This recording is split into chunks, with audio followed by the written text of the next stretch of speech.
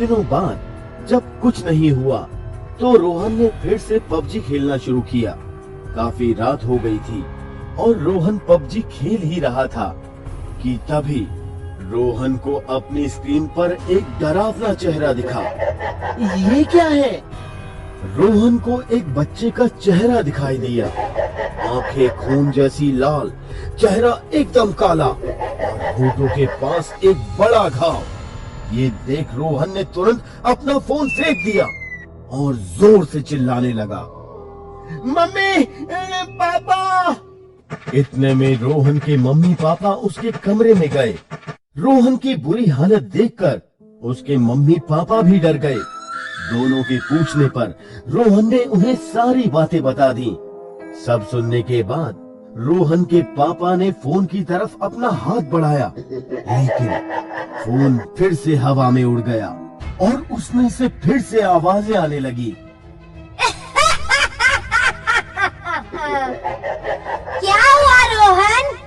अब तुम गेम क्यों नहीं खेल रहे? आओ खेलो, मुझे भी तुम्हारे साथ खेलना है। अपने सामने का नजारा देख रोहन के पापा समझ गए कि मामला कुछ गड़बड़ है। तभी उन्होंने बोला, कौन हो तुम? मुझे समझ आ गया है कि तुम कोई काली शक्ति हो। बड़े समझदार लगते हो तुम, पर मेरे बारे में पता लगाना बहुत ही मुश्किल है।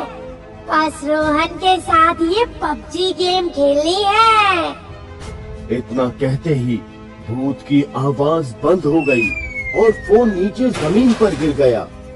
कल ही मैं एक पुराने तांत्रिक को बुला कर लाता हूँ, अब वही बता पाएंगे कि ये सब क्या झोल है। अगले दिन रोहन के पापा तांत्रिक को लेकर घर आ गए। तांत्रिक फोन को देखकर ही समझ गया कि इसमें कोई भूत या आत्मा है।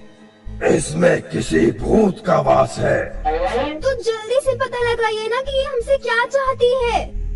तांत्रिक फोन को अपने सामने रख मंत्र पढ़ने लगा। आल तू जलाल तू, इस आत्मा के बारे में बता तू। आल तू जलाल तू। तांत्रिक के मंत्र पढ़ते ही भूत फोन से निकलकर सामने आ गया। सब उस भूत को देखकर हैरान हो गए, क्योंकि वो किसी छोटे बच्चे का भूत था। तभी तांत्रिक बोला, बता तू कौन है और इस बच्चे से क्या चाहता है? मैं एक भूत हूँ, तुम्हें दिखाई नहीं दे रहा क्या? मैं इस बच्चे को सबक सिखाना चाहता था। इसने तेरा क्या बिगाड़ा है जो तू इसे सबक सिखाना चाहता है?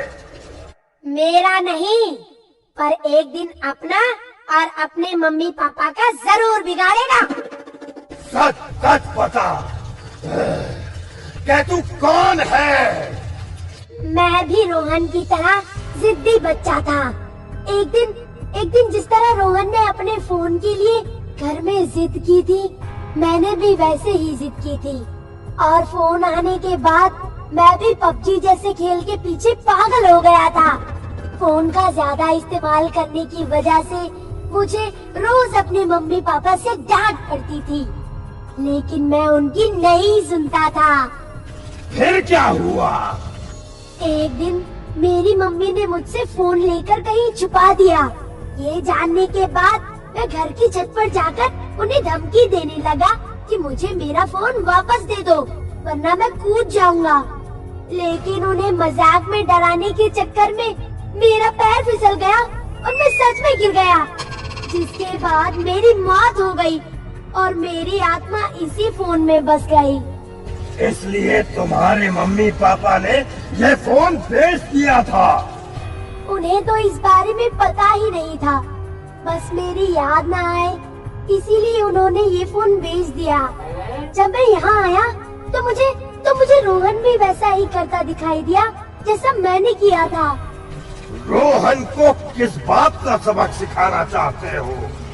मैं बस रोहन को डराना चाहता था कि वो पबजी गेम ना खेले, क्योंकि वो भी इसका आदी होता जा रहा था। अपने मम्मी पापा की बात ही नहीं मान रहा था और दिन भर बस फोन में लगा रहता था। मुझे पता है कि जब आप घर वालों से दूर होते हो तो आपको कैसा लगता है। ये सब बातें सुनकर रोहन को एहसास हो गया कि वो कितनी बड़ी गलती कर रहा था। उसने भूत को कहा कि वो अब से फोन को बस उतना ही इस्तेमाल करेगा जितनी उसे जरूरत होगी और मम्मी पापा की बातें भी मानेगा। ये सब सुनकर भूत वहाँ से चला गया।